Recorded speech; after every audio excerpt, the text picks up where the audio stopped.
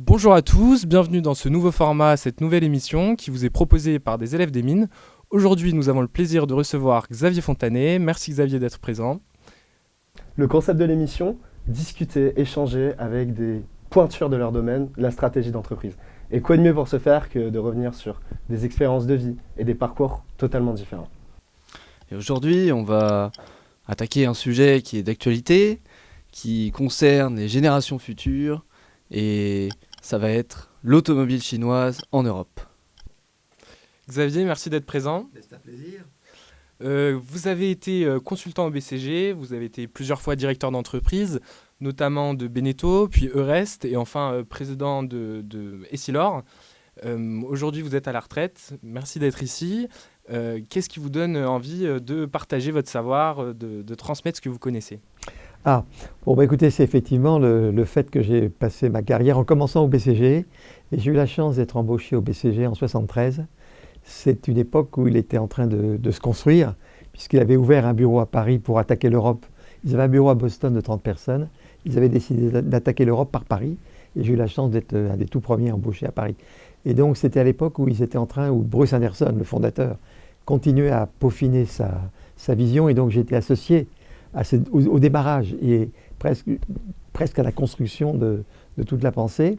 Et ça m'a aidé toute ma vie, puisque j'ai fait des bateaux, des cantines et des verres, de lunettes. Mais au fond, le trait commun qu'il y a eu, c'est que j'avais ce savoir-faire de stratégie qui, je crois, a énormément d'avance. Et évidemment, par rapport à tous les concurrents que j'ai pu avoir, ça a donné aux entreprises où je travaillais une avance. Alors, sans crâner, parce qu'il ne faut pas se prendre au sérieux, mais ça a été vraiment toute ma vie. Alors, ça m'a permis de passer de petites entreprises, parce que quand j'étais rentré, BCG était une petite boîte, il y avait des concurrents plus gros. Beneteau était 10e de l'industrie, et Essilor aussi. Et puis tout ce petit monde s'est trouvé leader mondial. Donc j'ai pu accompagner des prises de leadership mondial. Donc ça, c'est quand même une expérience intéressante en partant de petites boîtes. C'est ça qui me donne un moral énorme, parce que je pense que quand on gère bien, on peut devenir leader mondial. Donc ça m'a donné, et surtout ça m'a ouvert au monde entier, puisque ça m'a permis de travailler dans tous les pays. Alors j'ai vécu aux États-Unis, mais j'ai beaucoup travaillé en Chine, en Corée, au Japon. Et donc ça m'a donné une énorme expérience. Et tout ça, c'est au fond ce que je veux retransmettre, parce que donc ma retraite a été passée comme ça. Donc en fait, j'ai fait des fondations. Le hasard a voulu que la fondation que je fasse, juste en prenant ma retraite, c'était HEC. Du coup, le hasard fait que je connaissais bien le patron d'HEC, qui était un ancien élève de Ginette, où j'avais préparé les grandes écoles. Du coup, il m'a demandé de faire un cours. Donc, c'est là que j'ai commencé à aller un peu plus dans le détail, me rapprocher des étudiants. Et puis, le hasard a voulu. Alors, le hasard, vous verrez qu'en stratégie, ça a un rôle absolument considérable. Alors, je l'appelle la chance. C'est-à-dire qu'on peut transformer ce hasard en chance. Et puis, donc, ça m'a permis d'avancer. Alors, j'ai eu comme élève les enfants d'Alain Veil, patron de la télé.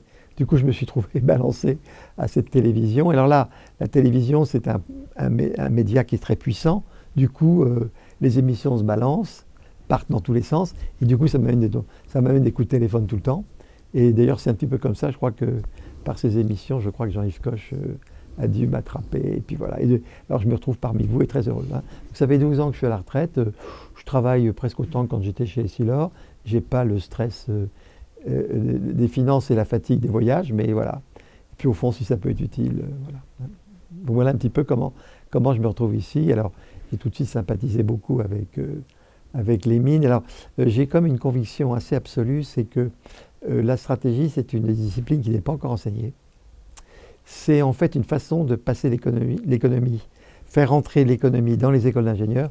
Et je pense ils sont tous très malins, vous êtes tous très malins, donc on peut très très vite vous passer l'expérience, et à côté de vos savoir-faire industriels, techniques, scientifiques, vous pouvez avoir un petit paquet qui est stratégie, et ça va vous mettre dans ce monde passionnant.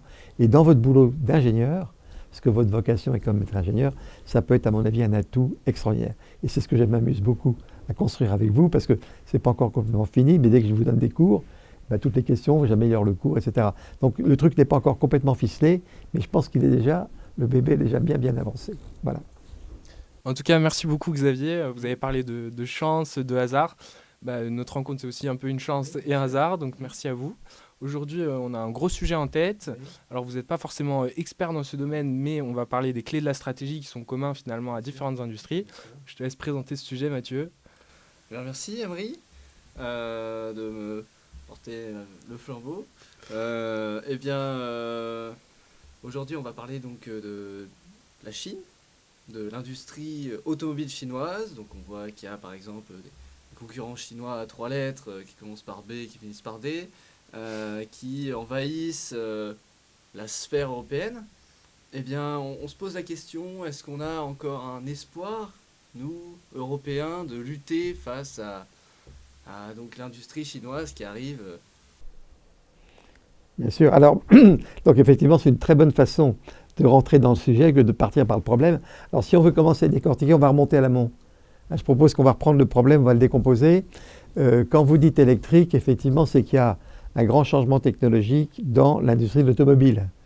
Donc, l'élément important, c'est cette arrivée de l'électrique. Est-ce que c'est quelque chose qui va complètement bouleverser l'industrie, ou est-ce que c'est un passage technique et qu'il y aura dans 20 ans quelque chose d'autre, comme l'hydrogène par exemple?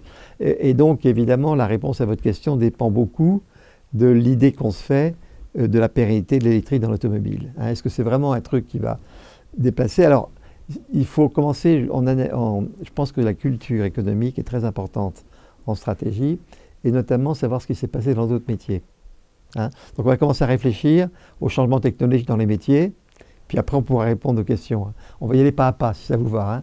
Alors, si vous observez les métiers, il y a beaucoup de métiers qui ont été complètement transformés par la technologie. Alors, je ne parle pas des diligences qui ont été remplacées par les trains. Bon, donc on a connu ça. Il y en a une qui est beaucoup plus récente, c'est par exemple toute la photo, puisque on est entouré d'appareils de photo.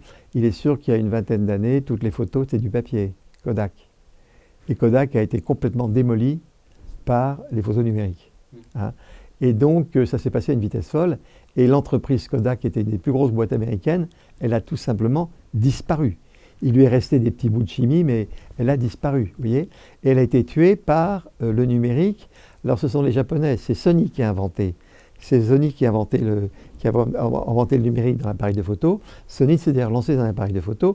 Et alors par contre, ce qui est très intéressant, c'est que Sony est rentré premier, mais il avait contre eux Canon et Nikon, qui étaient le champion des appareils de photo papier. Mais qu'est-ce qui s'est passé? Canon et Nikon ont très vite ont compris ce qu'a fait Sony. Ils se sont entendus avec les fournisseurs de Sony. Ils se sont mis à faire des appareils de photo numériques. Maintenant, pratiquement, il ne prend plus d'argentique et le père Sony a disparu. Donc, c'est un cas dans lequel vous aviez des fabricants traditionnels qui étaient dans le papier, ont magnifiquement réussi la conversion numérique et donc, finalement, l'industrie pour l'appareil de photo, il n'a pas beaucoup bougé. Il a détruit Kodak et tout le système, vous savez, des revendeurs Kodak, et tout ça, ça a été complètement détruit. Et par contre, quand il y a eu les Sony et Canon et Nikon qui étaient attaqués par Sony, ils se sont très bien débrouillés. Alors pourquoi? Parce que quand vous avez un appareil de photo, il y a tout le réseau de distribution, il y a les boîtiers, il y a les objectifs, et puis la partie vraiment image. En fait, la partie image, ce n'est pas une très grosse partie, du coup. La partie boîtier objectif est beaucoup plus grosse. Donc, ce qui s'est passé, c'est que Sony a profité d'un avantage sur un petit bout pour rentrer dans le système, mais il ne contrôlait pas l'ensemble. En matière de boîtier et d'objectif, il était complètement en dessous de Nikon et de Canon. Et donc, dès que Nikon et Canon ont réussi à faire un petit peu de numérique, ils l'ont balayé, voyez. Alors, est-ce que c'est comme ça pour la voiture? Est-ce qu'au fond, on va avoir les mêmes genres de transformation où l'industrie est balayée comme Kodak a été balayé, ou est-ce que les gros de l'industrie vont passer un mauvais moment avec l'électrique, et puis ils vont apprendre l'électrique, et puis ils vont éjecter les nouveaux? Vous voyez, c'est la question. Alors pour laquelle on n'a pas la réponse. Alors on va peut-être avancer sur la réflexion, mais pour mon avis, la messe, elle n'est pas encore dite. Alors je ne suis pas attention, je ne suis pas de l'automobile, donc j'ai plutôt un côté prof, d'accord, un peu d'intuition. Je lis beaucoup, parce qu'on lit tous beaucoup sur l'automobile, mais on va faire comme si la partie n'est pas faite du tout. Et on va jouer là-dessus. Parce que c'est sûr que c'est relativement nouveau. Je veux dire, les Chinois, ils n'ont pas encore finalement de réseau, de concession, d'après-vente, et on l'a bien vu avec Tesla qui s'est dit qu'il pouvait se passer de finalement ce réseau. Et bien après, derrière, on peut avoir des problèmes dévastateurs. On voit bien que maintenant, les concessions cherchent à se faire acheter justement par Tesla. Et on a d'autres sujets, par exemple Apple ou bien des Apple Store pour avoir ce côté service après-vente. Donc le service après-vente, c'est quand même quelque chose qui est très important. Alors, et comme là, on n'a pas encore de recul... il faut remonter le son. le son. Sur le sujet donc, de la Chine, des véhicules chinois, c'est vrai qu'on a effectivement une vague de véhicules, mais finalement on n'a pas beaucoup de recul puisque c'est assez récent. Est-ce que le service après-vente ne va pas faire la différence? Est-ce que c'est le service après-vente qui va déterminer si la messe est écrite ou non, édite? Oui, alors vous avez raison. Alors vous posez les gros sujets, effectivement, c'est la distribution. Ouais. Puisqu'effectivement, pour quelqu'un comme BYD, il y a tout le problème du marketing, de trouver des réseaux de distribution. Alors je vais quand même reprendre les choses un petit peu en étapes. C'est-à-dire dans la voiture, qu'est-ce qui se passe dans la voiture par rapport à l'appareil de photo? L'appareil de photo, vous avez compris, il y a l'objectif, il y a le boîtier, puis il y a tout le système. Donc vous aviez des pellicules, des petites pellicules qu'on mettait, qu'on tirait sur du papier, vous voyez. Et quand c'est numérique, vous avez le même projet, mais c'est la valeur ajoutée, elle est numérique. Bon, donc en fait, il y a 3 valeurs, on va dire qu'elles sont égales. Et donc Sony avait percé contre Canon et Nikon sur 1/3. Vous voyez, il avait percé. Bon, mais comme les autres tenaient 2/3, dès qu'ils ont réussi à rattraper Sony sur le numérique, ils ont écrasé Sony, qui était mauvais sur les 2/3. C'est exactement le problème de l'automobile. Alors, entre nous, je ne suis pas de l'automobile, mais il y a quand même des choses qui sautent aux yeux. C'est que dans une automobile, qu'est-ce que vous avez? Il y a évidemment tout ce qui est châssis, qui est un monde. Après, vous avez le moteur et les boîtes de vitesse, ou le moteur électrique et les batteries. Deuxième monde. Puis troisième monde, vous avez l'habitacle et la carrosserie. On simplifie. Vous avez 3 paquets, on va dire que c'est 1/3, 1/3, 1/3. Donc quand vous êtes très fort en électrique, vous avez un avantage sur 1/3. Sur les 2/3, vous ne l'avez pas et vous n'avez pas le réseau de distribution. Donc quelqu'un qui fait de l'électrique, il a d'énormes barrières à casser. Par exemple Tesla, il faut que vous sachiez que si je ne me trompe pas, Tesla au départ, Mercedes avait du capital dans Tesla. C'est qu'il faudrait vérifier le truc, et les gens d'automobile vous diraient tout de suite, mais je crois qu'au départ, Mercedes avait donné un petit coup de main à Tesla sur le plan effectivement de ce qui était le châssis. Vous voyez, bon. Et il a revendu ses actions.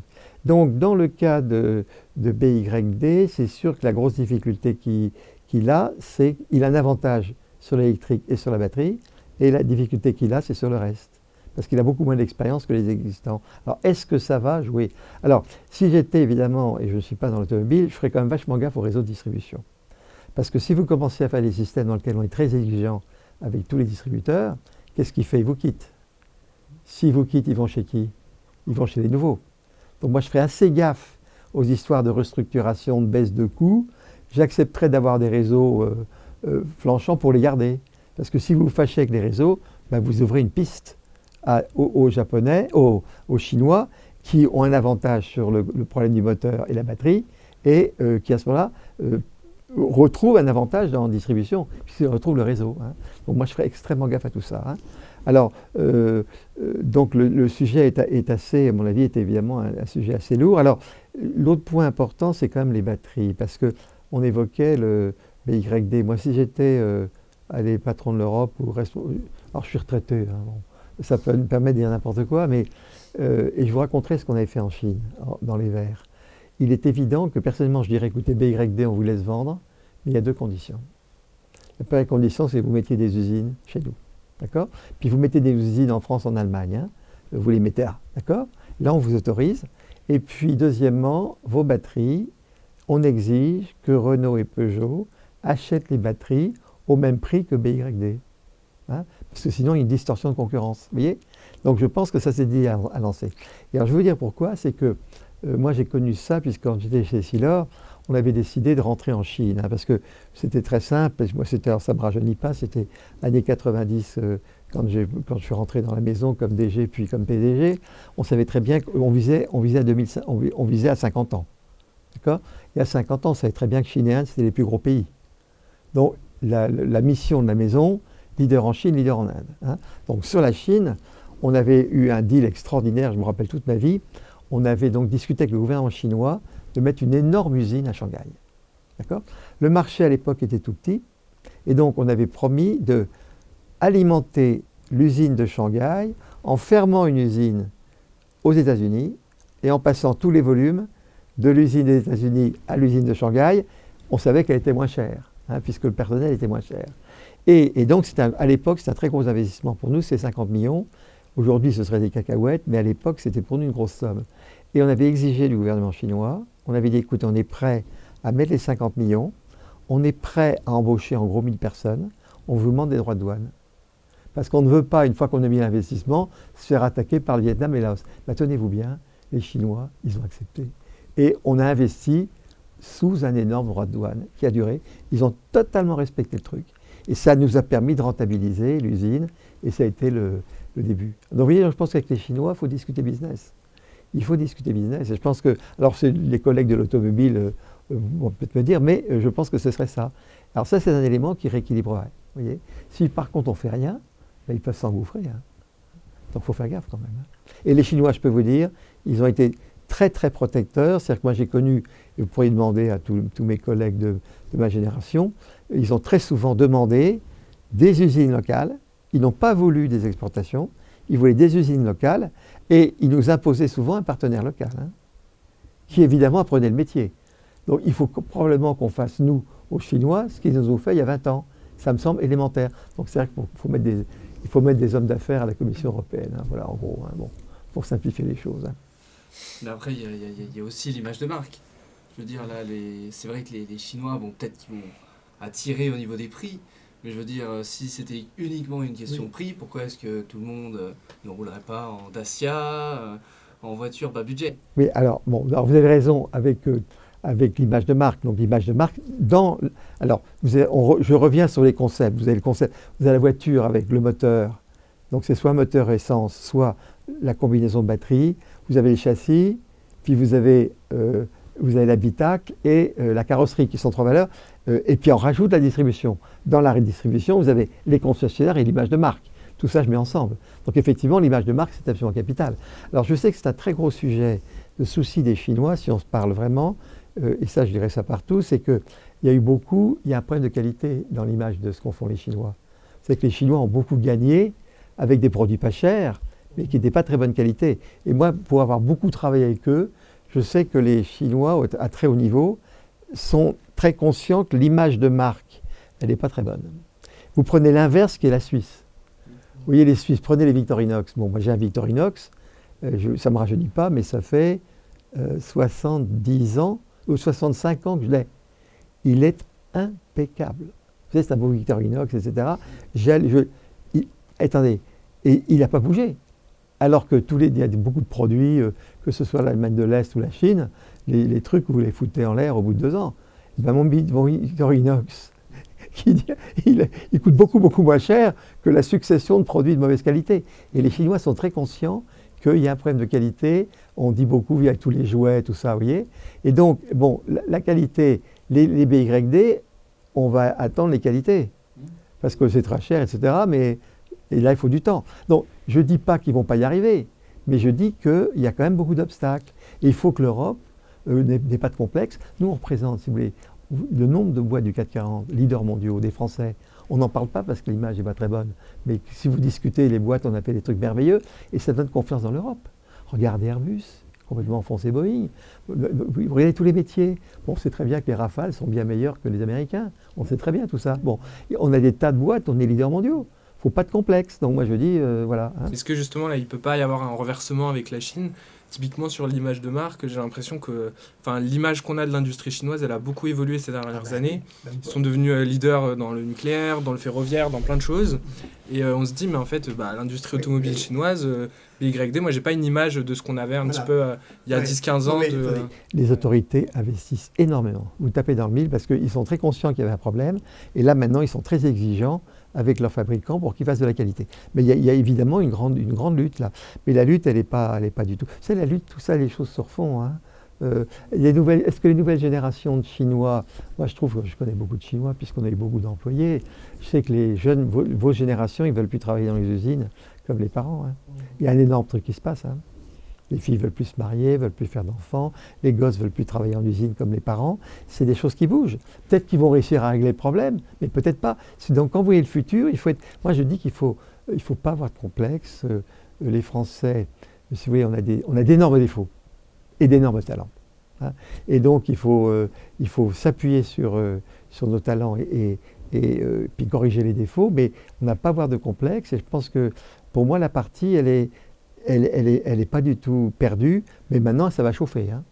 Maintenant, ça va chauffer très très dur. Et je pense que les autorités européennes doivent commencer à réfléchir en stratège. Hein. Hein, il faut qu'ils commencent à se... Il n'y a pas assez d'hommes d'affaires dans leur système. Alors, ils interviewent les PDG, tout ça, mais il faut mettre de l'intérieur. Il n'y a que ça qui allera. Donc c'est votre génération, nous, notre génération, mais vous, votre génération, elle peut être plus sensible à ces discours. Mais au-delà de ça, il n'y aurait pas un changement de paradigme parce qu'historiquement, la France, c'était quand même une terre où on avait beaucoup d'innovation de rupture.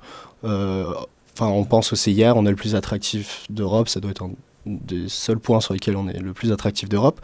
Mais on a eu ce côté où on apportait vraiment de nouveaux domaines, ça peut être la quantique dans lesquels on est excellent actuellement.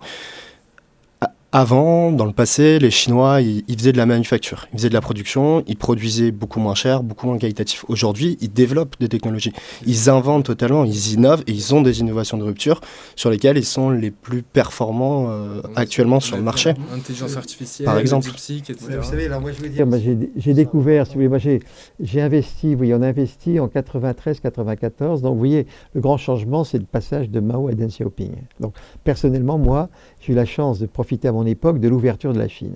Et alors j'étais très frappé quand on a embauché les premiers ouvriers dans l'usine en 95. Effectivement, les Chinois, ils sortaient d'une période extrêmement dure et ils étaient très peu formés, très peu créatifs, etc.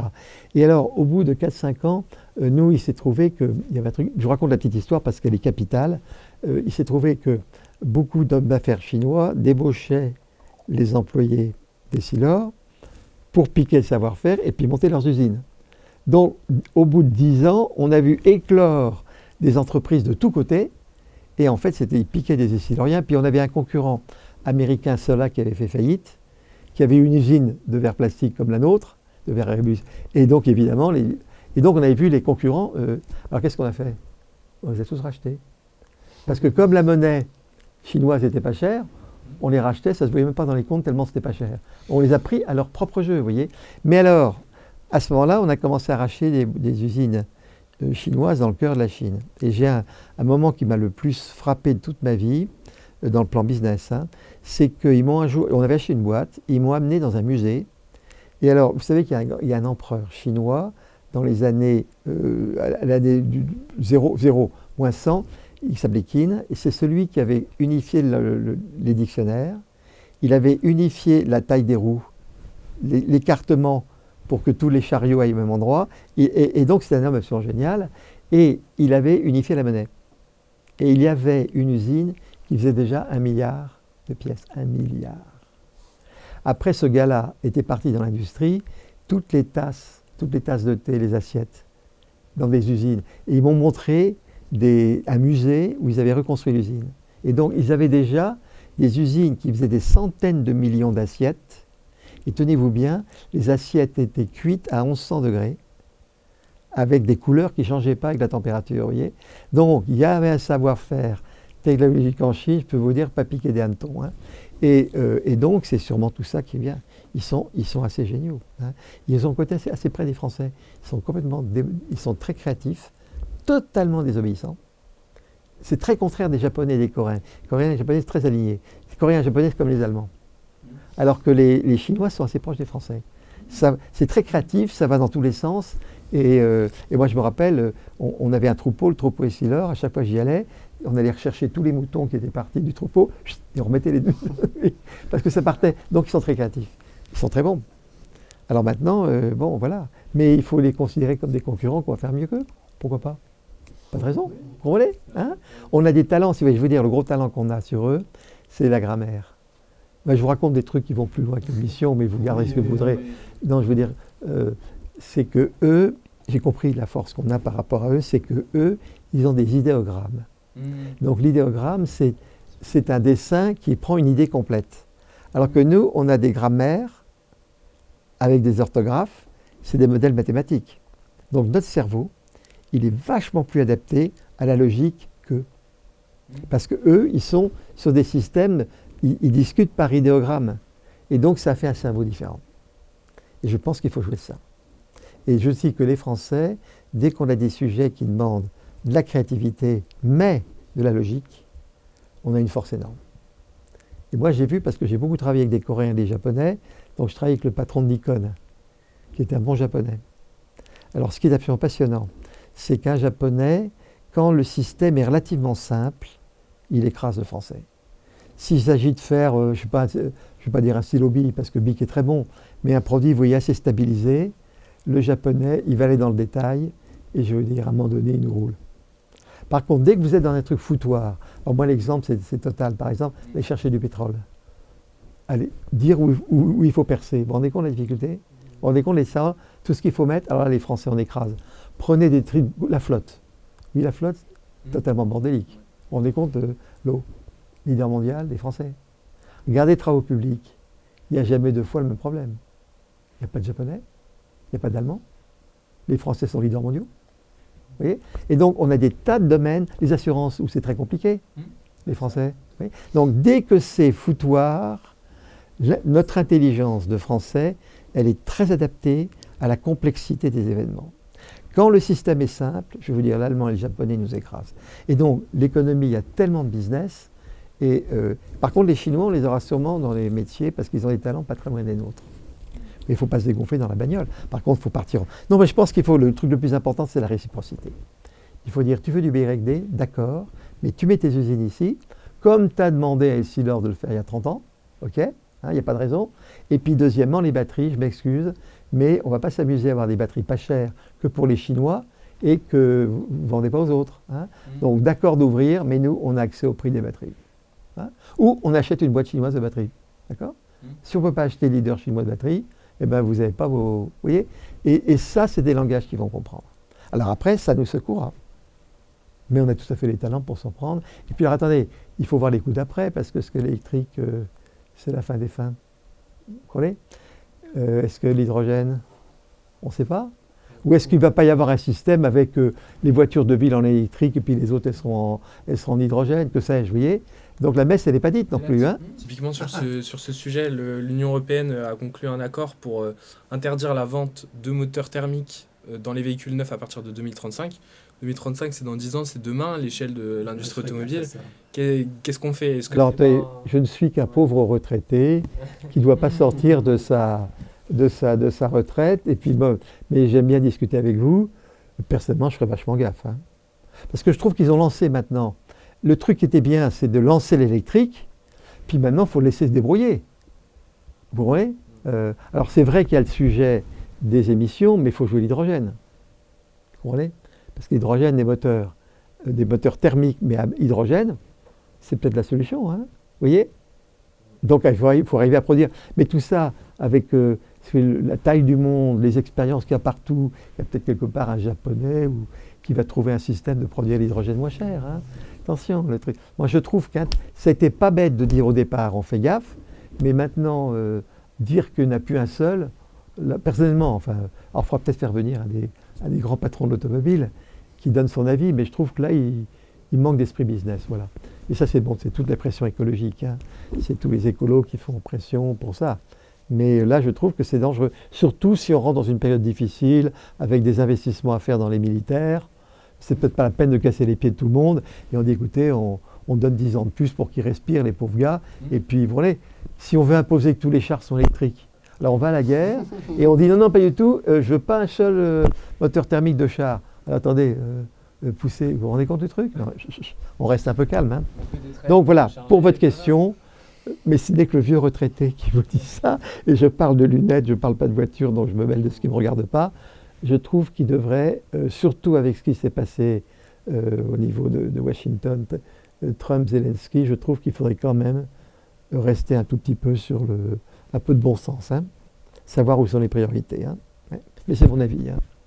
Et par exemple, il y a aussi une autre solution, ça serait de prendre le parc automobile actuel et puis de changer les moteurs thermiques avec des moteurs électriques. Génial. Et puis on reprend tout ça, on fait de l'économie circulaire et puis ça roule. Très belle idée.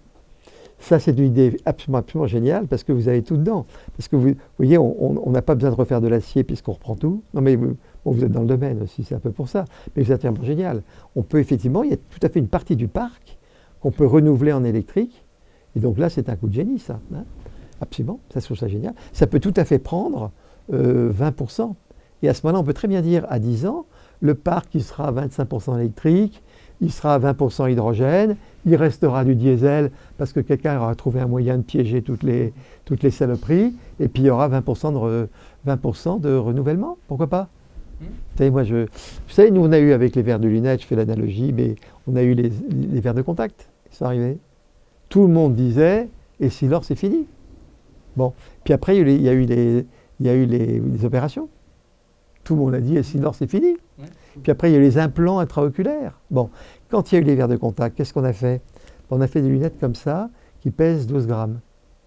Alors celle-là, elle est visible, mais on s'était mis avec Silhouette, les Autrichiens. Ils avaient fait des lunettes, on ne les voyait pratiquement pas. Et si l'or, on a fait des anti-reflets parfaits, vous avez une lunette, vous ne la voyez même pas. Donc c'est pour des gens, on a lutté contre le verre de contact avec des lunettes hyper légères, vous voyez. Bon, après, il y a eu les opérations, on a dit que c'était fini, pas tellement, parce qu'il y a eu quand même des problèmes avec les opérations, et il y en a beaucoup moins aujourd'hui. Et donc, en fait, le verre de contact, ça a stimulé. Hein. Puis après, un jour, je me suis dit, mais un jour, Xavier, on va mettre de l'info dans les verres. Hein. On peut pas mettre de l'info dans le verre de contact. Et donc, on a commencé à faire la recherche, et vous verrez, les Ray-Ban Meta qui vont sortir, et ben on a des images, on met de l'image dans les verres. Vous vous rendez compte? Et à essayer de faire ça avec des verres de contact. Et donc en fait, ces concurrences, si vous voulez, en fait, ça stimule la créativité. Vous comprenez? Alors après, vous avez les écolos qui disent, il y a des dogmes, il y a des changements de paradigme, taratata. Quand vous avez un bon métier, que vous l'aimez, que vous le défendez, la créativité se met, et puis le monde ne se passe pas forcément comme on l'a prévu. Mais ceci dit, le coup de l'électrique, c'est un coup sérieux, je suis d'accord. Hein. C'est un truc lourd qui va aller loin, mais le coup que vous mentionnez de refurnishing, c'est vraiment génial. Parce que vous comprenez, vous changez, vous gardez la carrosserie et le châssis, vous changez que le moteur, vous remettez un truc qui va durer très longtemps, vous savez, c'est vraiment génial. Alors après, il faut tomber un prix de revient suffisamment bas, et puis alors, les écolos sont ravis, puisqu'on ne jette pas à la poubelle des trucs qui sont magnifiques, vous voyez. Attendez, c'est vraiment génial, génial. Et je vais vous dire, moi j'irai plus loin, c'est ça. C'est que moi je ferai des voitures en disant, vous savez, vous faites 500 000 km avec eux, et puis les 500 000 qui suivent en électrique. Ouais. Donc je vous vends une voiture qui fait 1 million. Hein, hein. Et puis au milieu, on fera un petit... attendez, et puis vous vous rendez compte, c'est vachement marquant comme truc. Je vous suis tout de suite là. Et puis c'est super parce que finalement ça fait tourner les ateliers. Plein de métiers qui vont disparaître à cause du passage à la voiture électrique, oui. Où on a moins de choses à changer, et ben on récupère. Tous les gars qui travaillaient aux boîtes de vitesse et tout ça, vous les collez dans l'électrique. Bon, alors après, vous aurez des syndicats qui disent, j'en faisais. Alors, il y a un truc très important qu'il faut apprendre aux gens, c'est à changer de métier. Vous comprenez? On est beaucoup plus flexible qu'on croit, en fait. Hein. Je suis sûr que vous êtes ingénieur, bon, vous allez rester ingénieur, mais vous allez venir à la télé. Vous allez faire un tabac. Dans 10 ans, vous allez... Mais oui, parce que vous allez avoir le talent, vous comprenez? Non, on a tous les talents, alors restez ingénieur, parce qu'il faut les ingénieurs. Mais il faut apprendre aux gens qu'on est très flexible. Et nous, chez Essilor, on a changé tout le temps de technologie, parce que Essilor, le verre organique que j'ai, c'est exactement le même changement que les moteurs électriques. Puisque un verre organique, ça remplace les verres minéraux. Donc, les verres qui se cassent, les verres de... Donc, on a fait exactement le même coup. Puis après, on a inventé les verres progressifs. C'est encore une fois une technologie qui cassait les bifocaux. Alors, vous êtes trop jeune pour avoir vu les bifocaux. Puis après, le dernier coup de stratégie de génie qu'on a fait, c'est les verres photochromiques. On a remplacé tous les verres solaires par des verres qui sont à la fois solaires. Hein. Celui-là est photochromique. Si je sors, c'est un solaire. Vous vous rendez compte? Donc, on a fait 3 fois. Et à chaque fois, on concurrençait. On a dû fermer nos usines de verres minéraux pour les verres organiques. On a fermé les usines de bifocaux pour les... Vous voyez, on a passé notre temps à se concurrencer nous-mêmes. C'est ça l'économie. C'est ça qu'il faut expliquer. Voyez. Typiquement, Essilor, vous avez réussi à vous en sortir à plusieurs reprises par l'innovation. Mais là, si on revient du coup à notre sujet des voitures, des automobiles en Europe, et où est-ce qu'on innove? Qu'est-ce qu'on fait de nouveau? On a 60 ans d'expérience cumulée sur le moteur thermique. Ouais. Et là, on a l'impression qu'il faut changer, mais on a du retard sur l'électrique. L'hydrogène, on en parle beaucoup, mais on n'est pas trop sûr que ça puisse marcher. On a des périodes où on est secoué. Hein. Bon, vous voyez bien avec le groupe Volkswagen, qui est une boîte absolument sublime. Et là, actuellement, il y a un passage un peu difficile. Mais ce que vous avez, c'est que quand le business, je suis trop optimiste, hein, mais quand vous avez un business qui décroît, vous avez suivi les cours de stratégie, ça génère du cash. Donc le moyen à investir, il est très élevé. Mais je suis d'accord que ça se coupe. Alors probablement, il faut essayer d'investir dans des batteries de nouvelles technologies. Il y a peut-être du travail à faire. Je pense qu'il faut rentrer dans le business de batterie. Peut-être qu'il faut que les fabricants se mettent ensemble pour faire masse. Peut-être pas qu'ils aillent tout seuls de leur côté. Et puis commencer à mettre en face des gens. Mais peut-être un jour, il faut acheter des Chinois. Il n'y a pas de raison. Si on leur ouvre le marché des voitures, il faut aller acheter des boîtes de batteries chinoises. Et s'ils refusent de les vendre, on ferme les trucs. Ah oui, il faut laisser. Mais je suis persuadé que c'est possible de faire ça, d'acheter des boîtes de batteries chinoises. Alors on rachète des boîtes de batteries chinoises, on ferme les réseaux de distribution si ça marche pas, c'est ça? Ah non, là vous me taquinez là. Non mais après, si vous voulez, je suis dans la. Si vous voulez, je vais vous dire un truc que j'ai vécu qui m'a beaucoup marqué. Je m'excuse, c'est Essilor parce que je peux voir. Quand je suis arrivé, au BCG, on avait 80% d'ouvriers dans le public chez Essilor. 80%. D'accord. Et quand j'ai quitté la maison il y a 12 ans, il y avait 20% d'ouvriers, 80%. Et ils s'étaient tous reconvertis. Et même un jour, la patronne de la CGT m'a dit « Monsieur Fontanet, je suis fier, ma fille n'ira pas à l'usine ». Et la patronne était vachement intelligente. Sa fille est devenue juriste, je crois qu'elle est rentrée dans un grand cabinet d'avocats. Vous voyez? Donc l'économie, ça retourne aussi. Hein, ça se transforme grâce aux écoles. Donc effectivement, oui, il faut voir que ça passe d'un côté à l'autre. Donc peut-être qu'il y aura des baisses d'un côté, mais ça gagne de l'autre. Par contre, c'est la flexibilité et l'éducation, voyez, qui est clé. Mais je suis d'accord que l'automobile, ça secoue. Ça secoue actuellement, hein, bien sûr. Mais les boîtes se battent trop mal. Bon, Peugeot, il y a l'histoire Peugeot, il faut faire venir les patrons de Peugeot. Il y a eu un petit passage un peu dur, mais c'est quand même des boîtes costauds. Ils ont quand même des belles positions en Europe. Bon, les Allemands encore, ils sont très forts en Chine. Volkswagen est très fort en Chine. Le jour où il aura réglé son problème, ça repartira de ce côté-là. Mais, attendez, le business, c'est dur. Hein, et puis, on a des gens intelligents. Hein. En tout cas, vous restez optimiste, donc c'est plutôt positif. Moi, je suis très positif. C'est que je crois beaucoup dans l'Europe, personnellement. Et je suis devenu européen en travaillant en Chine, en Inde, en travaillant avec les Japonais et même les Américains. Je crois je prends toujours un exemple qui est important, c'est quand les Européens ont découvert la physique quantique et la relativité. C'est la force de l'Europe. Vous avez des Italiens, des Français, des Allemands, les Autrichiens, les Anglais et un Danois. Bon. Tout ce petit monde travaille ensemble. Quel continent a une telle variété? Et vous savez, le net, quand vous regardez bien, tout le net, c'est les enfants d'Européens. Le truc terrible qu'on a eu, c'est qu'on a perdu, à cause de la guerre, on a perdu Einstein, tous les grands, ils sont partis aux US. C'est les enfants qui sont et quelques immigrés qui sont dans le net. Hein. S'il n'y avait pas eu la guerre, la guerre de 14-18, que serait le monde? Et je pense que ces talents sont toujours là. Alors par contre, il faut se ressaisir. Donc là, il y a sûrement une petite période de choc, mais c'est souvent les chocs qui font que les gens se ressaisissent. Hein. Donc ne partez pas de l'idée... on va voir Tesla aussi, parce que c'est assez intéressant. Tesla aussi va être très concurrencé par BYD. Hein. Donc eux, ça, à mon avis, très intéressant de suivre la bataille. Hein. Très intéressant de suivre ce qui va se passer. Et puis je pense aussi qu'avec la baisse des faits d'expérience, le coût des batteries va être plus petit. Donc châssis, vous voyez? Donc châssis va reprendre de l'importance. Alors prenez le confort des belles voitures allemandes. On n'est quand même pas dans les mêmes voitures. Hein. Moi, même des Tesla, hein. Il n'y a pas photo. Regardez les très belles japonaises. Il n'y a pas photo, les très belles Toyota. Donc de ce côté-là, on va voir l'usage que donnent les voitures chinoises. Rappelez-vous les Victorinox. Hein. Mais en même temps, non, ce que je regrette, c'est que les Chinois devraient remercier quand même l'Occident, parce que c'est quand même l'ouverture au marché qui leur a permis de sortir de la pauvreté où ils étaient. Donc ils devraient dire à De Gaulle, merci les Français d'avoir été les premiers à reconnaître la Chine, vous voyez.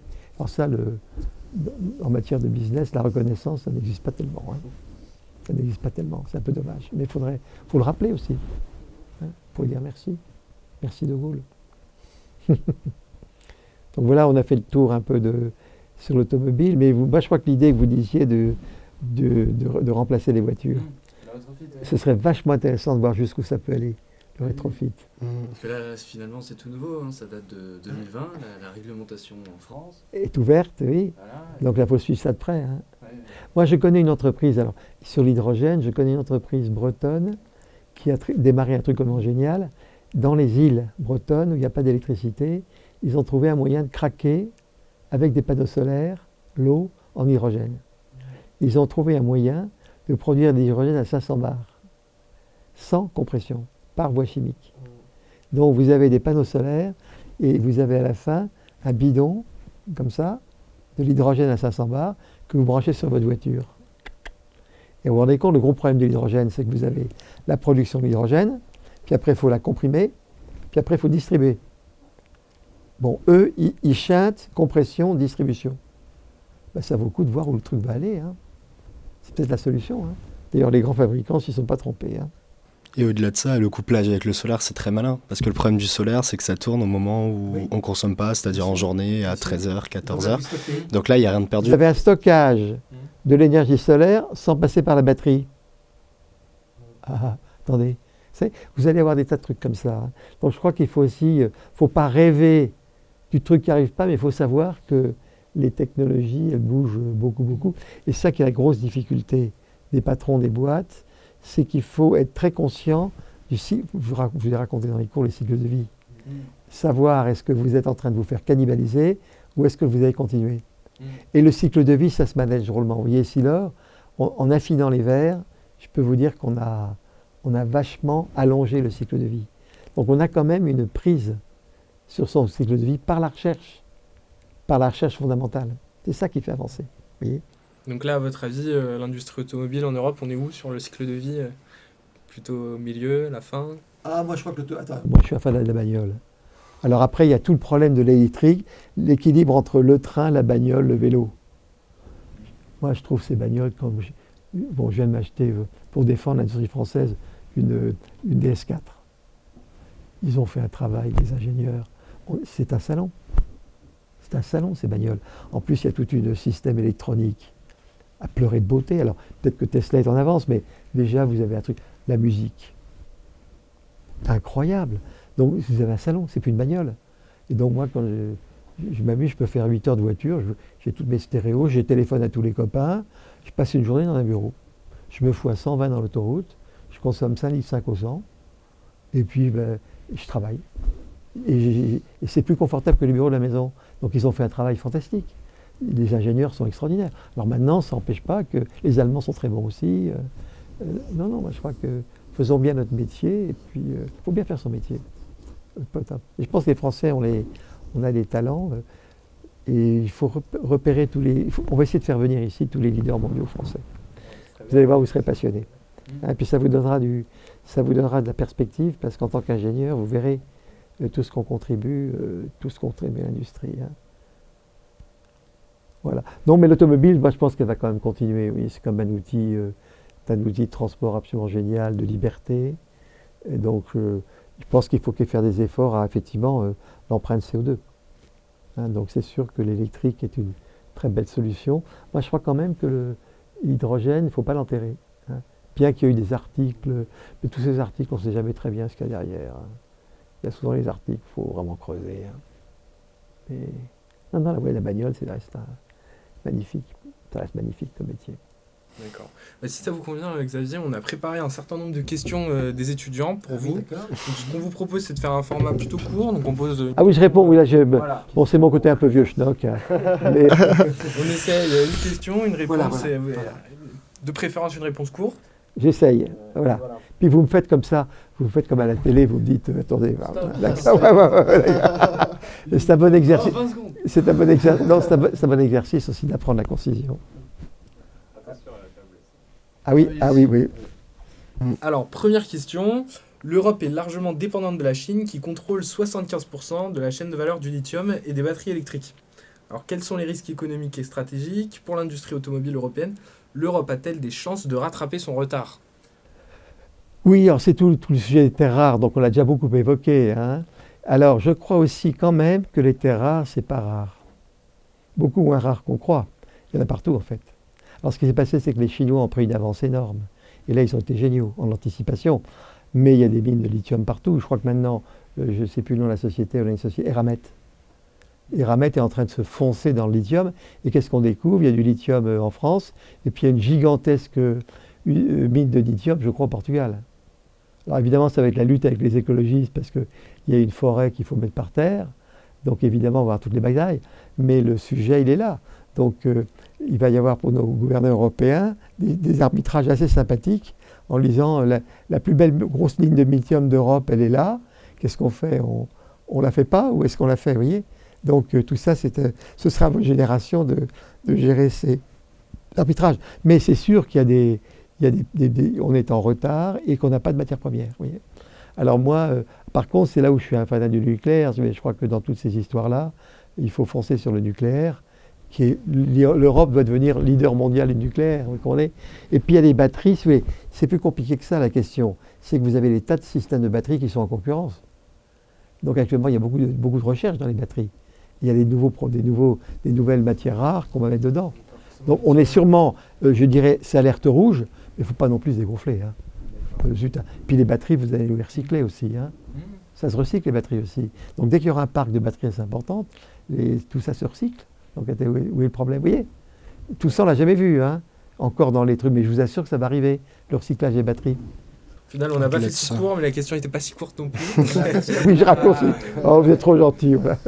Allez, bon, alors prochaine question, si tu veux la poser Mathieu par exemple. Oui, attention, je ne veux pas tomber dans le piège de répondre en 2 minutes à une question compliquée. Alors je m'amuse avec les médias en disant, vous avez Einstein, et Einstein n'est pas capable d'expliquer la relativité en moins de 3 minutes, donc il est nul et on le jette. Vous voyez. Donc il faut faire gaffe. Hein. Faut faire gaffe. Hein. Ah, c'est le jeu, c'est difficile, mais on peut essayer de s'en sortir. Attention, donc nouvelle question. Volkswagen, Stellantis et Renault multiplient les annonces sur l'électrification de leur gamme. Quels sont leurs atouts et leurs faiblesses par rapport à Tesla ou aux startups chinoises? Mais s'y remettre, si vous voulez. L'argument, c'est Canon, Nikon, qui ont dit Tesla, c'est exactement Sony, qui a été le premier parce qu'il a l'avance. Mais maintenant, Canon, Nikon, qui faisons des châssis bien meilleurs, des suspensions bien meilleures, etc., on s'y met, vous allez voir ce que vous allez voir. Ah oui, eh oui, c'est ça, c'est ce qu'ils vont jouer. Nous, on est les pros du truc. Donc, effectivement, on a été en retard là-dessus. Mais maintenant, on a contrôlé. Et l'avantage sur les autres valeurs, vous allez le voir arriver. Alors, n'ayez pas peur. Vous voyez, après, c'est une question de courage, de créativité et tout ça, vous voyez. Hein, mais oui, mais ça, c'est pas... Mais les questions sont très défaitistes, hein. Vous lisez trop les journaux. Non, mais c'est que les journaux s'amusent à faire peur. Ils utilisent la partie du cerveau qui fait peur. C'est ça qui fait vendre. Et donc, vous avez un excès de questions qui vont dans le sens de la peur. Vous voyez?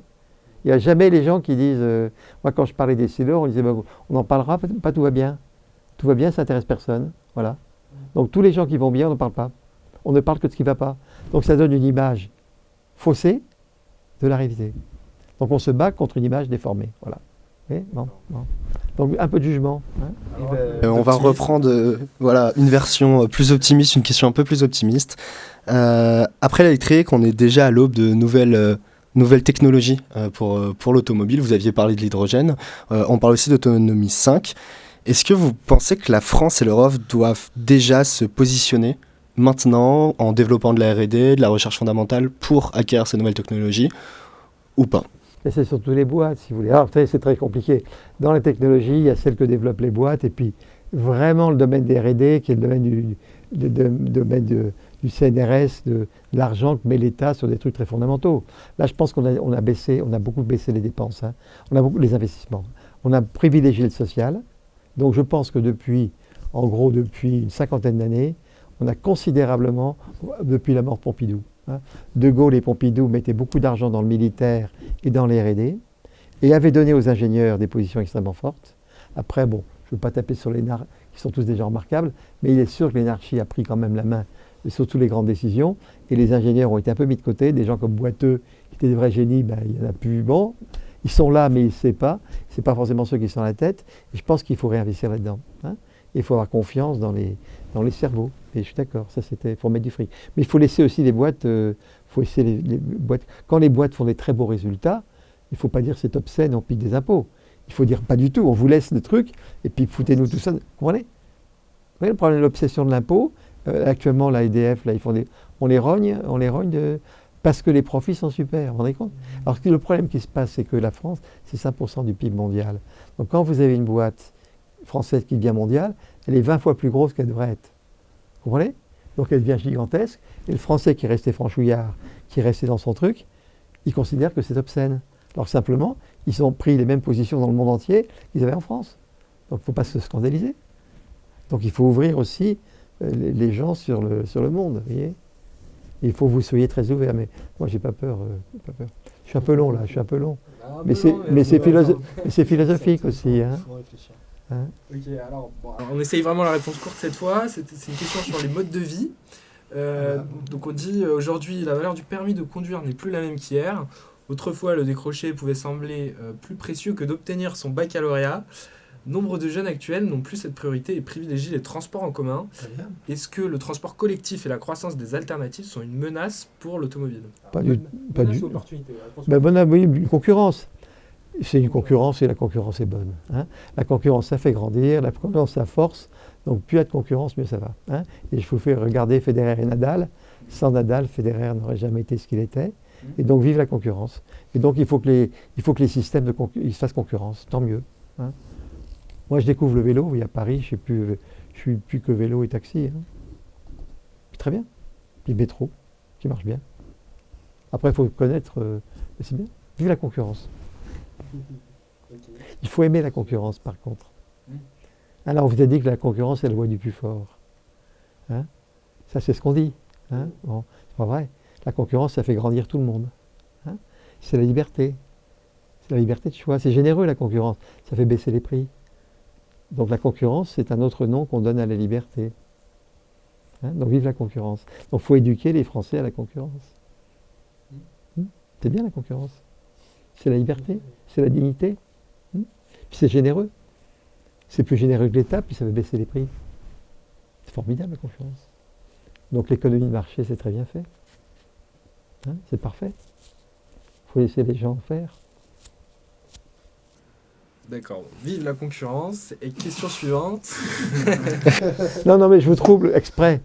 Mais vous comprenez, parce que vous avez été, avec toutes les lectures, il faut lutter contre tous ces messages négatifs et faux en plus. Donc c'est très bien, votre chaîne va être une chaîne. Il faut mettre une dimension optimiste, vous voyez. Hein. Non, je ne dis pas mais réaliste, vous voyez, mettre une petite notion. Oui. Espérons que vous soyez le premier d'une longue série. Et puis, oui, bien sûr. On vous montrerait, bien sûr. Oui, bien sûr. Puis réaliste et puis confiance en nous, en fait. C'est pas l'optimisme, c'est la confiance dans nos talents. Alors vas-y, trouve une question. Mais plus vous voyagerez, plus vous vous rendez compte qu'on n'est pas mauvais. Vous verrez. Voilà. Une question. Oui, voilà. Pas beaucoup. Alors, que pensez-vous du développement des biocarburants et de l'hydrogène comme alternative aux batteries? Quelles innovations récentes dans le secteur vous semblent les plus prometteuses?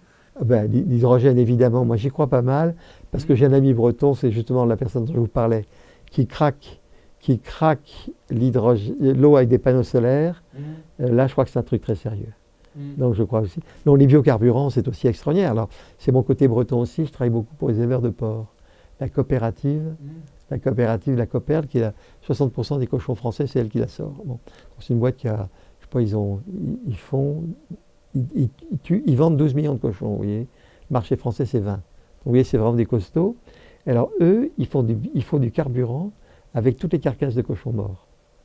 Et je peux vous dire, j'ai vu l'usine, et ce sont des jeunes ingénieurs à Lamballe qui tout seuls ont trouvé le truc, et ils font du fuel avec toutes les carcasses de cochons morts qu'ils récupèrent dans tous les élevages, et il y a 50 camions, des camions qui poussent l'aliment du bétail et qui amènent les cochons aux abattoirs. Bon, c'est le business du cochon. Tout ça, ça marche avec les carcasses de cochons. Alors ça, c'est vachement prometteur, ça. Vous vous rendez compte, on recycle Parfois les carcasses de cochons, de vaches et tout ça. Ça, c'est de la R&D intelligente. Alors moi, je n'ai pas les prix de revient, mais je sais qu'ils ont eu à cœur d'utiliser tout ce fuel, et ça marche, hein. Il faut aller voir. Ça, c'est encore des trucs pour les mines, hein. Oui, parce que les mines, je vous taquine, c'est vos ancêtres qui ont créé le CO2. Vous avez passé votre temps à creuser du charbon. Donc vous n'êtes pas responsable des bêtises des ancêtres, mais vous allez nous arranger tout ça en investissant. Oui, les mines, ils devraient faire la bio, hein, à la limite. Ça devrait être une des dimensions de la... Oui, parce que là, vous iriez voir les usines là, qui font ça, avec des jeunes bretons. Vous voyez, c'est extraordinaire, hein. Là, c'est très prometteur, ça, hein. Après, je ne sais pas si c'est des très gros volumes, hein. Ce n'est pas forcément des très gros volumes, mais c'est prometteur, oui. Ben, vous avez toute la méthanisation, hein. Attendez, là, vous utilisez tous les effluents. Vous savez que j'ai calculé que c'est des quantités... toutes les centrales nucléaires qu'ils n'ont pas voulu en Bretagne, eh bien, les effluents des cochons bretons, ça peut permettre de faire des méthanisations et des vaches. Plus important que la centrale nucléaire qu'ils n'ont pas faite. Les effluents. Vous avez tout à l'égout. On remet en cause tout à l'égout. En disant on recycle tous les effluents. Mais l'énergie, les mines, vous auriez vous y mettre là-dessus. Vous verriez, c'est colossal. Colossal, les volumes. J'ai d'ailleurs fait une émission de BFM là-dessus, hein. Ouais. Non, les trucs, il est plein de possibilités. En plus que, si vous prenez vous voyez les effluents, vous en faites des engrais. Parce que tout ce qui sort de la méthanisation, dont vous avez sorti l'énergie de gaz, les effluents, on fait des engrais. Vous en faites des engrais naturels, vous les faites digérer par des vers de terre. D'accord? Et l'effluent au carré, plus ce qui reste, c'est le meilleur engrais. Donc ça vous permet de remplacer tous les engrais chimiques. Bon. Et le coup d'après, c'est que vous remettez des racines. Parce que les engrais chimiques, qu'est-ce que ça fait ça? La plante n'a plus de racines, puisqu'elle est nourrie par l'engrais.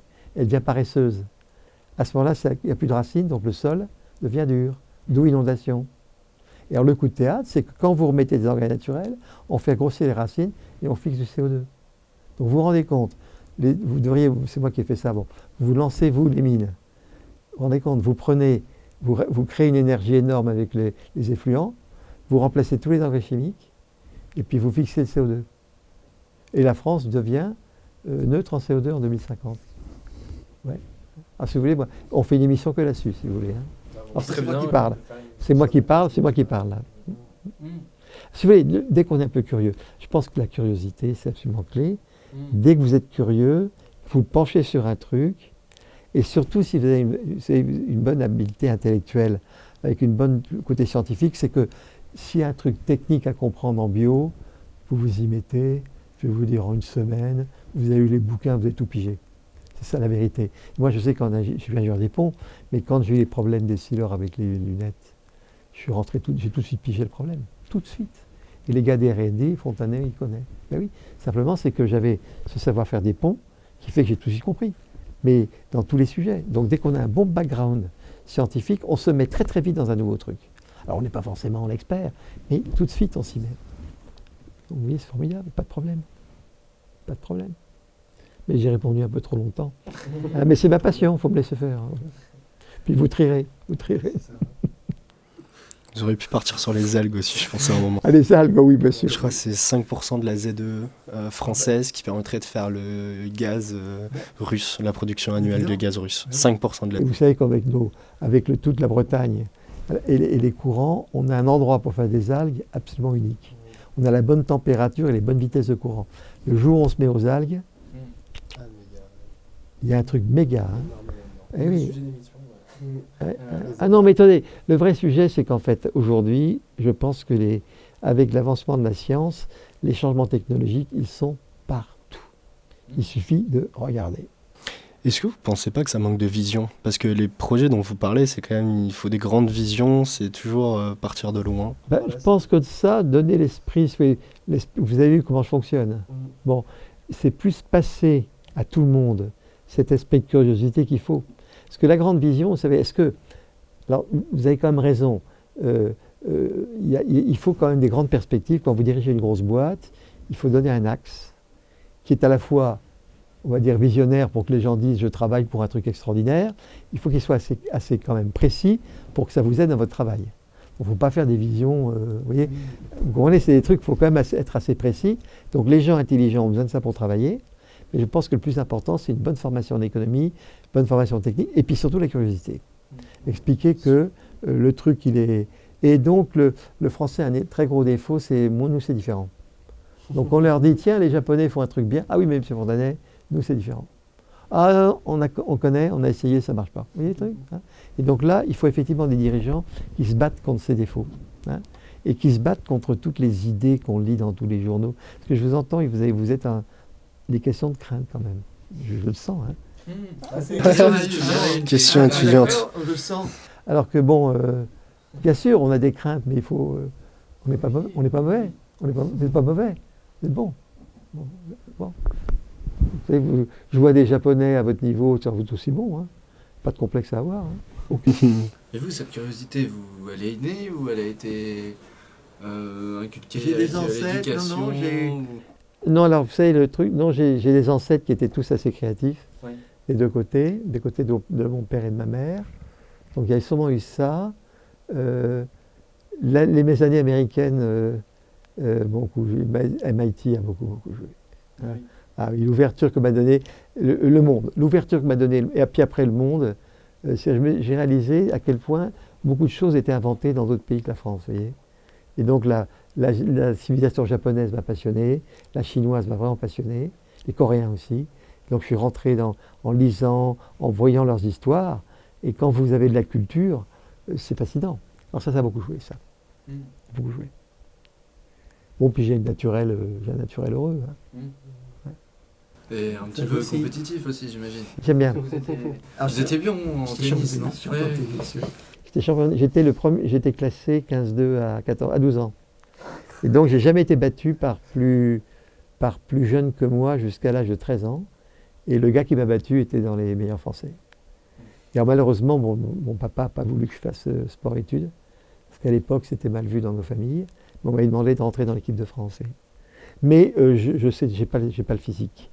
Je vois les types qu'il y avait en face, ils étaient plus costauds que moi. Donc je les battais sur le jeu et en mental, mais il manquait quand même, on est un peu lourdeau. Je ne cours pas très bien. Et donc, mais c'est passé à côté, donc peut-être que c'est une erreur. Hein. Mais j'aurais pas fait Federer, voilà. J'aurais pas fait Federer, donc j'en veux pas aux parents de la décision. Mais là, alors, le sport, c'est vachement important. La concurrence. Et si vous êtes dans le business, on est en concurrence. Quand vous aimez ça, moi personnellement, j'ai vécu toutes mes années business comme un jeu. C'est-à-dire que j'avais en face de moi Sato, le fameux Sato, qui était le patron d'Oya, le plus gros concurrent d'Essilor, et c'était vraiment un jeu. Alors eux, ils nous battaient. Il y a des tas de terrains sur lesquels ils nous battaient, et puis des tas d'autres nous battaient. Donc vraiment, c'est comme si on avait un coup droit écrasant. Non, on avait en gros, et puis l'autre avait un revers écrasant, vous voyez. Et comment est-ce qu'on joue avec ça? Et en fait, ça nous a fait grandir. Et eux avaient donc un talent industriel qu'on n'a pas, en matière de prix de revient. Ils avaient des gènes de plus que nous. Il n'y a rien à dire. Hein. Et j'ai eu la chance de travailler avec des Coréens. On avait acheté des Coréens. On a pu rentrer dans les usines. On a compris comment ils raisonnaient. Ils ont un avantage sur nous. Ils sont plus forts. Hein. Par contre, dès qu'on parle de marketing, dès qu'on parle de design subtil, alors là, il n'y a plus rien. Donc nous, c'est là-dessus qu'on a gagné, et ils avaient un avantage sur nous, vous voyez. Et quand vous battez contre quelqu'un, quelle que soit la boîte, elle a sûrement un endroit où elle est plus forte que vous, et un endroit où elle est plus fort. Et donc on sait comme ça. Et on fait il faut jouer de ses forces, et puis il faut savoir qu'on a des faiblesses. Et la vie est faite de ça, parce qu'on n'est pas pareil. Et c'est ça qui est marrant. On va apprendre à se battre contre des gens plus forts que soi. Le type est plus fort, il est plus malin, plus intelligent, mais il faut quand même le battre. Bon. C'est marrant. Donc, et ça qui m'amuse beaucoup dans les cours avec vous, c'est vous passez, vous en ferez ce que vous voudrez, mais que vous sachiez que ça existe. Donc là, pour conclure, si vous deviez donner un conseil aux jeunes ingénieurs, mais même de manière générale aux jeunes générations, qu'est-ce que vous donneriez? Alors ça, c'est la question du un conseil, si vous voulez. Hein. C'est compliqué. Oui, j'en ai 10. Hein. Et puis en une minute, hein. Non, moi la lecture, moi je vous dirais alors écoutez, moi il faut que vous preniez la culture générale. culture générale, il faut apprendre de la philo, faites de la philo. Moi, je dis grammaire des civilisations, lire Braudel. Oui, si vous voulez, alors moi, c'est très simple, il faut lire Hayek, lire Braudel, lire Bastiat, donc des économistes. Il faut lire Perfit, vous mettre de la culture. Après, il faut essayer les philosophes, il faut quand même comprendre ce que Spinoza avait en tête. Il faut comprendre aussi ce que Kant avait en tête. Et pas lire Kant, c'est un bitaf, je suis incapable. Mais vous prenez des bonnes vidéos, des bonnes audios de Kant par Ferry. Mettez-vous ça en tête parce que c'est la spécificité européenne. On vous a expliqué, vous allez voir ce sur quoi vous êtes plus fort que les autres. Donc moi, je vous conseille culture générale. Et je terminerai par un joli mot de Gaulle. Derrière Alexandre se profile Aristote. C'est-à-dire que tout ce que vous allez en philo va vous aider dans les sciences. Voilà. On termine là-dessus. Xavier, merci beaucoup, c'était hyper intéressant. Vous avez quoi travailler? Là, on va plancher. Hein. C'est un peu foutoir, mais je pense que vous avez des trucs sympas à faire. Hein.